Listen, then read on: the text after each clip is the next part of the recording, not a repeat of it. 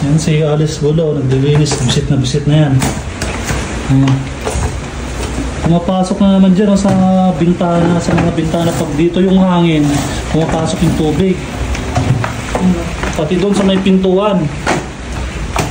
Tapos doon ayan. Kanina sobrang lakas dyan ng ulan, yung hangin. Ayan guys, update sa bagyong Nika. Dito sa loob ng bahay namin. Tapos yun sa labas, sobrang lakas talaga ng hangin tsaka ulan.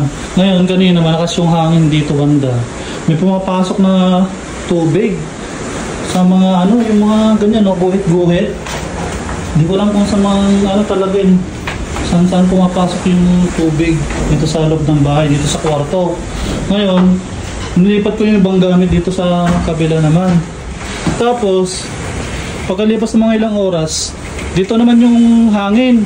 Tsaka yung yung pagganan yung ulan talaga eh. Tapos may pumapasok na naman dito banda sa mga guhit-guhit.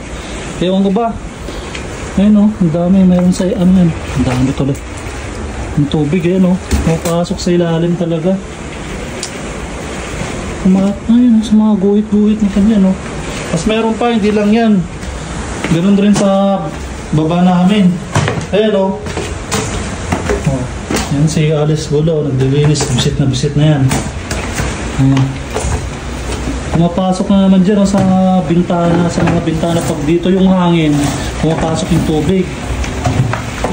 Pati doon sa may pintuan. Tapos doon ayan. Kanina sobrang lakas dyan ng ulan, yung hangin. Tapos pumapasok yung hangin sa gilid ng pintuan. Pati yung tubig, kaya hinarangan ko ng ganyan. Pati doon, grabe. Hindi mapigilan itong bagyong Nika. Ayan Kanina sobrang daming tubig dito kasi dyan yung hangin, yung tubig. Pag ganun talaga papasok dito. Ngayon lumipat naman dito sa kabila, kaya dito naman. Ayan kabilaan. Grabe. Dito ata kasi yung sentro ng bagyo. Sa may Santiago, Tiague yan. Ramon. San Agustin yung nilabas Tapos, makikita nyo, yung tubig dun sa mismong ayun, sa may irigasyon, makikita na Akitin natin.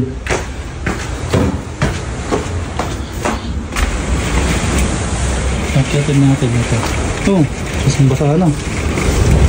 Ayun kitang-kita na yung tubig dun irigasyon. Diyos ko Lord. Sana huminto na itong ulan. Grabe. Yung bagyo, umalis ka na. Perwisyo. Kanina pa kaming alas 8 naggaganito. Nagtatanggal ng tubig. Ang dami talaga. Buti dito uminto na. Pero yun lang talaga sa kabila. Ayan napuno naman natin tubig dito sa ilalim. Grabe. Sakit sa ulo.